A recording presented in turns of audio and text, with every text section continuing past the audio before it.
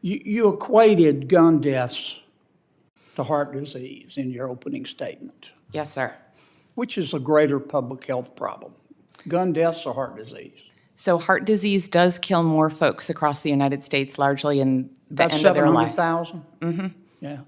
Gun deaths about 50,000? Correct. Do you support outlawing fried foods?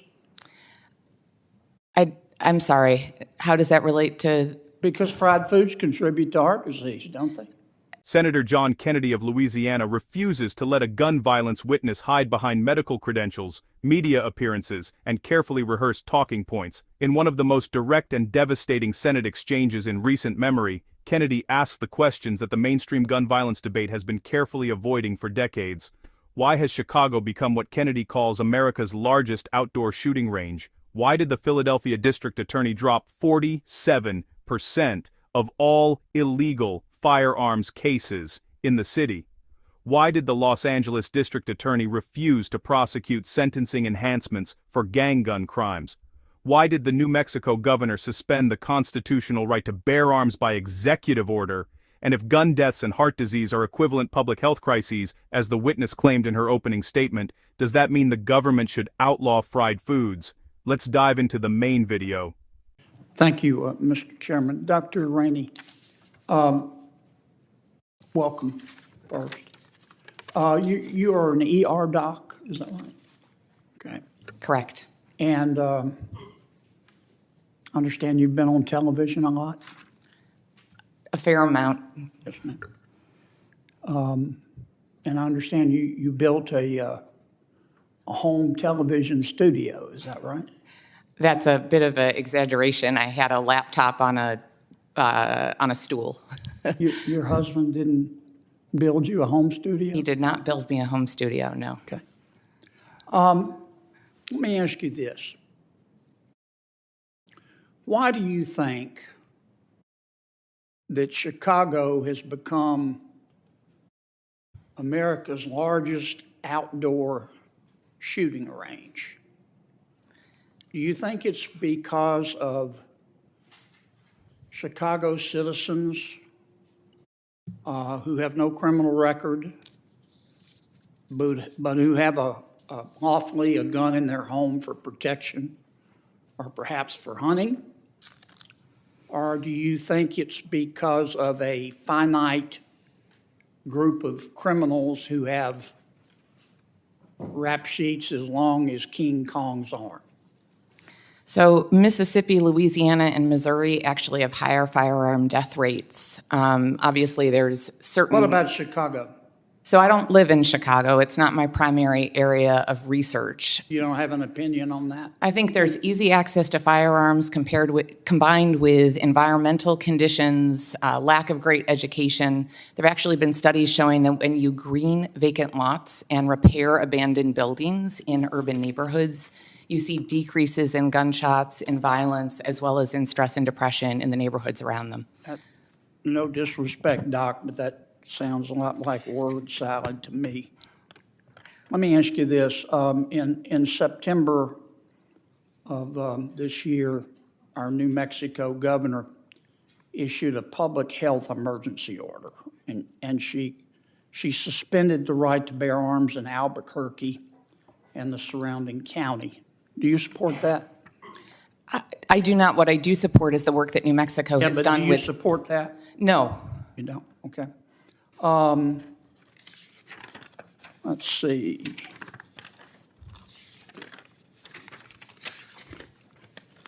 During his first 2 years as the DA in Philadelphia, District Attorney Krasner and Loster dropped 47% of all the illegal firearms cases in the city. Do you agree with that? I'm not a lawyer. I'm a physician and a public health professional. I can say that New Mexico has done amazing work in trying to address the suicide and partner violence. I'm asking about Philadelphia. I don't have an opinion. The DA dropped 47% of all the illegal firearms cases. Did he do the right thing there? I don't have an opinion. However, I will say that just as with fentanyl, the spread of illicit substances... I'm sorry to cut you off, but I'm That's running okay. out of time. Understood. The LA District Attorney George Gascon said that he would not prosecute any sentencing enhancements for guns or gang-related activity. Do you think he did the right thing? Again, I am neither a lawyer nor a prosecutor. You don't have an opinion on that? I honestly don't know enough about it to have an opinion. You don't think gangs should be prosecuted for having illegal guns?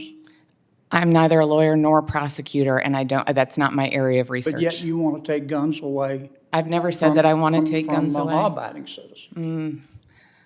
I think that you are saying something that I've not said in my written or oral testimony, sir. Okay. You equated gun deaths to heart disease in your opening statement. Yes, sir. Which is a greater public health problem, gun deaths or heart disease? So heart disease does kill more folks across the United States, largely in the About end of their life. 700,000? Mm-hmm. Yeah. Gun deaths about 50,000? Correct. Do you support outlawing fried foods? I'm sorry. How does that relate to? Because fried foods contribute to heart disease, don't they? Again, I have not written or said that I Aren't you support You're a outlawing. physician, right? I am. Have I said that I support outlawing anything in my testimony today? Okay. Let me ask one more question. I'm sorry, I cannot see that far, Doctor, on the very end. Cozy Gay, thank you. Yes, sir. You said, I wrote it down, you said that no one should be judged by the worst thing they have done in their lives. Correct. If one of these young doctors sitting behind you, God forbid, walks out on the streets of Washington, D.C., and is raped or sodomized, you don't think the rapist should be judged? I don't think it should be terminal. It shouldn't be for the rest of their lives. You think we should forgive them and not give them any punishment? I believe in You forgiveness. think nobody's responsible for their actions? I believe in responsibility. I believe in forgiveness. Thank you, Mr. Wow. Thank you, Mr. Chairman. Senator John Kennedy walked into that hearing with one singular mission: to cut through the fog, the rehearsed language, the carefully constructed political talking points, and find out whether the witnesses sitting across from him actually believed what they were saying, or whether they were simply performing for the cameras. And what he found, question by question, answer by answer, was deeply revealing. He found a witness who could speak passionately about gun violence as a public health crisis, but could not bring herself to condemn district attorneys who were dropping nearly half of all illegal firearms cases. He found a witness who framed gun deaths alongside heart disease as comparable public health emergencies. She had absolutely nothing to say when asked about the behaviors and products that fuel those very same statistics.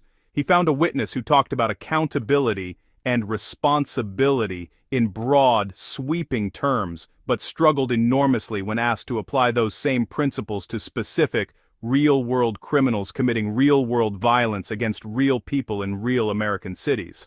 Senator Kennedy exposed something that millions of everyday Americans have felt for years but rarely see articulated so plainly on a national stage. There is a profound and deeply troubling gap between the way gun violence is discussed in Washington, D.C., and the way it is actually experienced on the streets of Chicago, Philadelphia, Los Angeles, and communities across this country.